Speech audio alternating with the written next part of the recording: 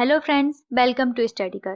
दोस्तों, हम आज जैन तीर्थ को पर्यटन स्थल घोषित करने पर जैन समुदाय द्वारा किए गए विरोध के बारे में डिस्कस करेंगे और जानेंगे इस पूरे विवाद के बारे में। यह विवाद जैन तीर्थ स्थल सम्मेत शिखर जी को लेकर है, जो झारखंड के पारसनाथ पहाड़ी पर स्थित है, जिस पर हाल ही में केंद्र सरकार ने अपने फैसले को वापस ले लिया है। अगर आप हमारे चैनल पर नए हैं तो हमारे चैनल को सब्सक्राइब कर लें और बेल आइकन को प्रेस करें ताकि आपको हमारे वीडियोस का समय पर नोटिफिकेशन मिल सके। दोस्तों, आप जिस भी एग्जाम की तैयारी कर रहे हैं, जैसे मध्य प्रदेश के किसी भी एग्जाम की, एसएससी, बैंकिंग, पटवारी, तो उसके लिए मॉक टेस्ट आपको हमारे एप्लीकेशन पर उपलब्ध हैं। उनको आप ज्वाइन कर सकते हैं। मॉक टेस्ट हिंदी और अंग्रेजी दोनों माध्यम में है। आपको इस मॉक टेस्ट पर कुछ डिस्काउंट भी मिल जाएगा। उसके लिए आपको हमारा कूपन कोड PS100 यूज करना होगा, जिससे आपको हमारे मॉक टेस्ट में डिस्काउंट मिल जाएगा। इन सभी मॉक टेस्ट का लिंक आपको डिस्क्रिप्शन बॉक्स में मिल जाएगा। उसके लिए आप हमारा ऐप डाउनलोड कर मॉक टेस्ट ज्वाइन कर सकते हैं। चलिए शुरू करते हैं जैन तीर्थ स्थल सम्मेत शिखर जी विवाद के बारे में। सम्मेत शिखर जी जैन धर्म का एक पवित्र तीर्थ स्थल है। यह झारखंड राज्य की पारसनाथ पहाड़ियों पर स्थित है। तो सम्मेत शिखर जी कहाँ स्थित है? झारखंड राज्य की पारसनाथ पहाड़ियों पर। वर्ष 2019 में विश्व प्रसिद्ध क्षेत्र में पर्यटन को बढ़ावा देने के लिए झारखंड सरकार ने फरवरी 2019 में सम्मेत शिखर जी को पर्यटन स्थल घोषित कर दिया था।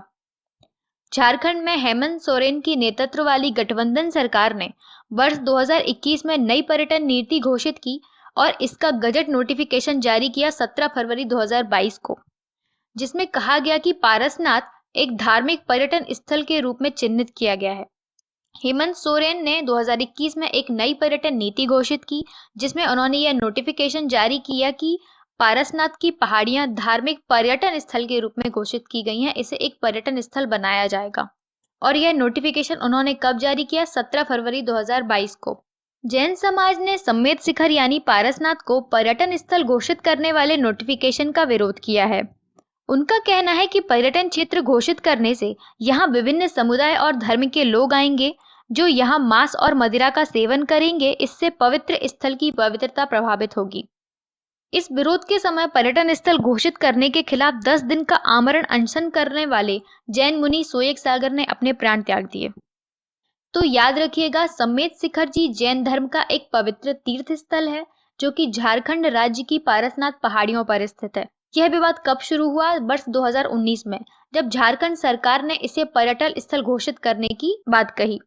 जब इसका धार्मिक पर्यटन स्थल के रूप में नोटिफिकेशन जारी किया गया, तो जैन समाज ने सम्मेत शिखर यानी पारसनाथ को पर्यटन स्थल घोषित करने वाले इस नोटिफिकेशन का विरोध किया।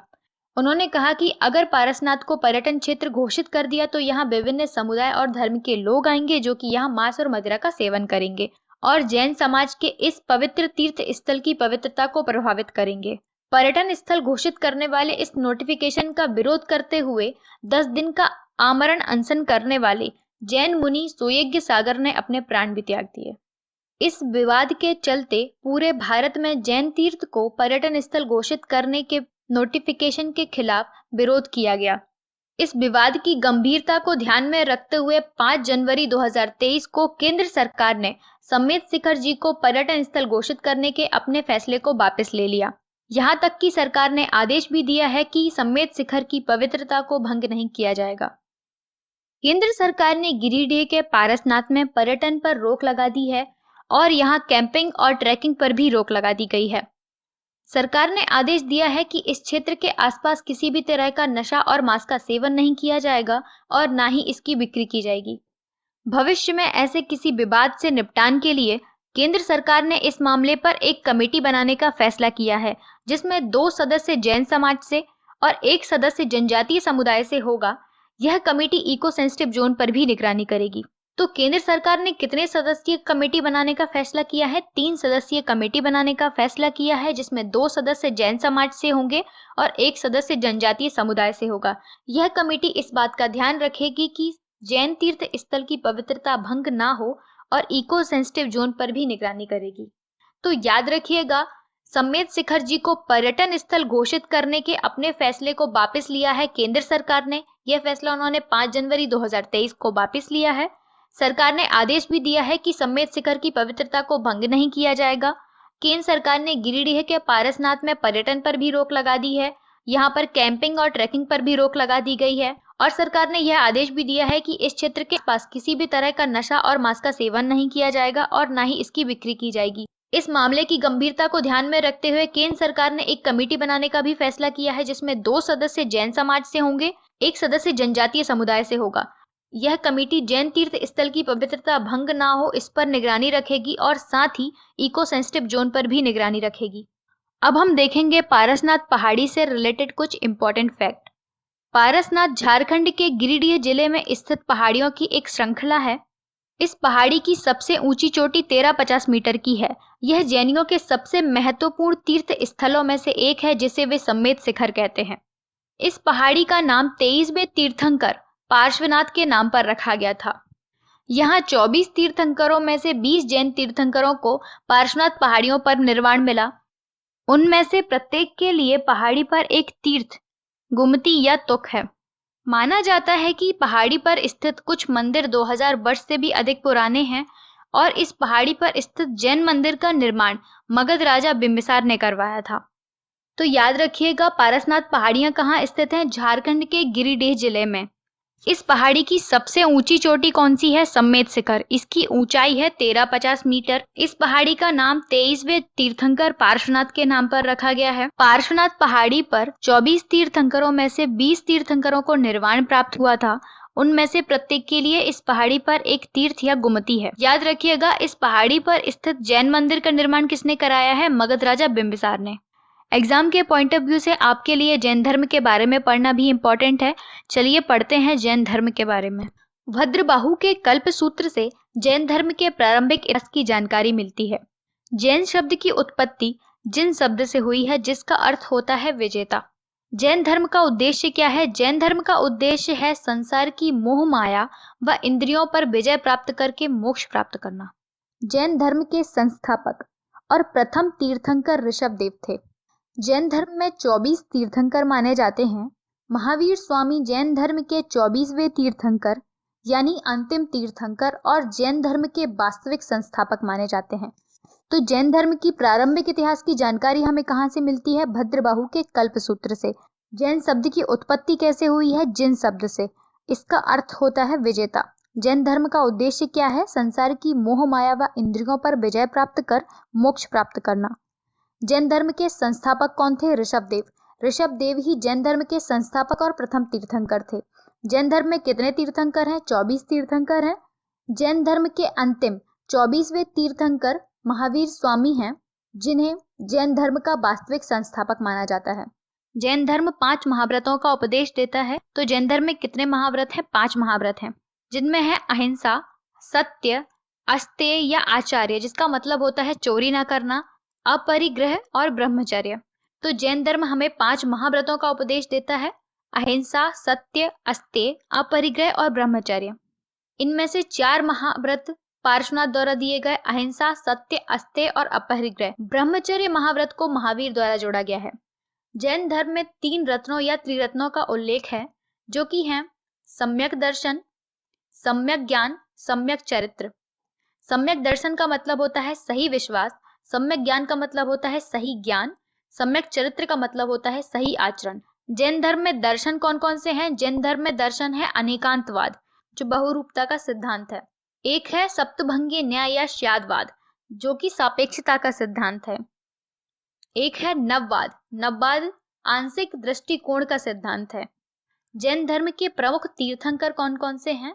जैसे मैंने आपको अभी बताया, पहले तीर्थंकर ऋषभदेव थे। दूसरे तीर्थंकर है अजीतनाथ। अजीतनाथ का उल्लेख यजुर्वेद में मिलता है। 19वें तीर्थंकर है मल्लीनाथ। मल्लीनाथ को लेकर एक विवाद है कि यह स्त्री है या पुरुष। श्वेतांबर परंपरा मल्लीनाथ को स्त्री मानती है। 23वें तीर्थंकर है पार्श्वनाथ। पार्श्वनाथ को जैन धर्म का ऐतिहासिक संस्थापक माना जाता है। तो याद रखिएगा, जैन धर्म में कितने महाव्रत हैं? 5 महाव्रत हैं: अहिंसा, सत्य, अस्तेय, अपरिग्रह और ब्रह्मचर्य।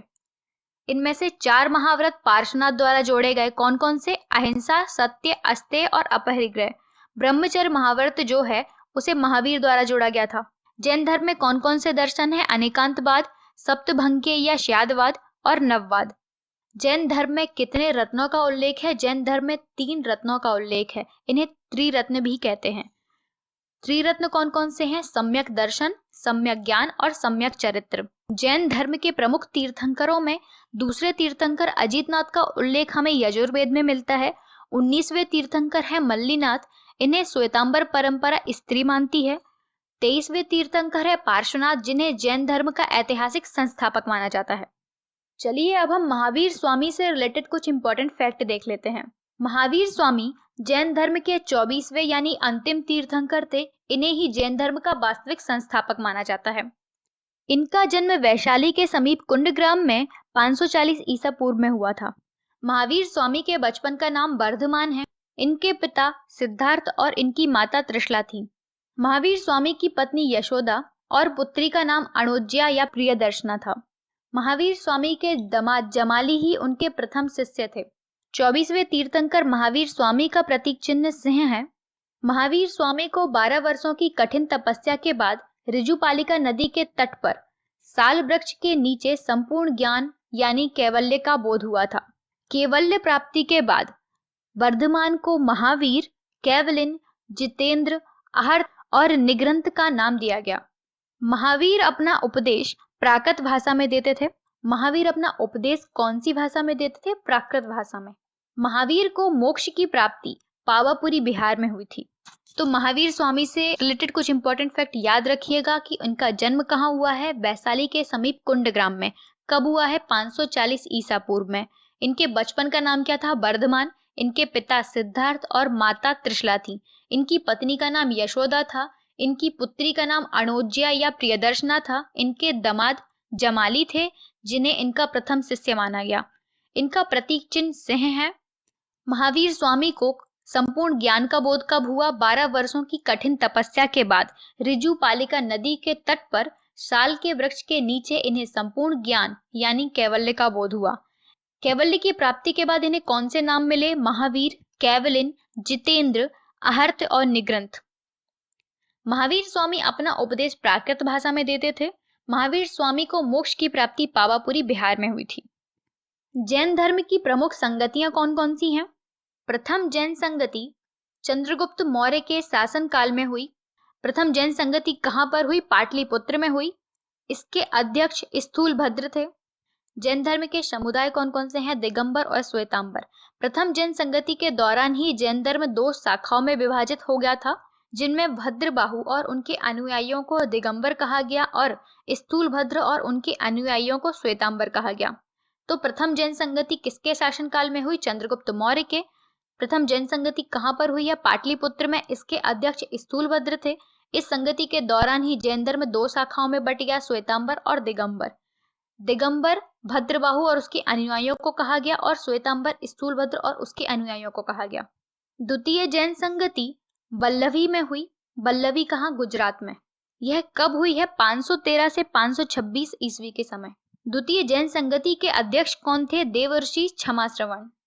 हम जैन धर्म के प्रमुख तीर्थंकर और उसके प्रतीक चिन्हों के बारे में देखते हैं। इनमें से कुछ के ही प्रतीक चिन्हों के बारे में आपको याद रखना इंपॉर्टेंट है, जिसमें से पहले है ऋषभदेव, जिनका प्रतीक चिन्ह है सांड। दूसरे हैं अजितनाथ, जिनका प्रतीक चिन्ह है हाथी। 23वें तीर्थंकर है पार्श्वनाथ, जिनका प्रतीक चिन्ह है सर्प। और 24वें तीर्थंकर है महावीर स्वामी, जिनका प्रतीक चिन्ह है सिंह। तो याद रखिएगा, ऋषभदेव का प्रतीक चिन्ह क्या है? सांड। अजितनाथ का क्या है? हाथी। पार्श्वनाथ का क्या है? सर्प। और महावीर स्वामी का है सिंह। उम्मीद है आपको हमारा आज का ये वीडियो पसंद आया होगा और ऐसे ही वीडियोस के लिए जुड़े रहिए हमारे YouTube चैनल स्टडी कर पर। इस वीडियो का PDF आपको हमारे एप्लीकेशन पर मिल जाएगा। इसके लिए आप हमारे ऐप को डाउनलोड कर लीजिए। उसकी लिंक आपको डिस्क्रिप्शन बॉक्स से मिल जाएगी। ऐप में आपको स्टडी मटेरियल पर जाकर PDF मिल जाएगा। हमारी वीडियो पसंद आई हो तो इसे लाइक और शेयर जरूर करें। हमारे चैनल को सब्सक्राइब करना ना भूलें और बेल आइकन को प्रेस करें ताकि आपको हमारे वीडियोस का नोटिफिकेशन मिल सके। Thanks for watching.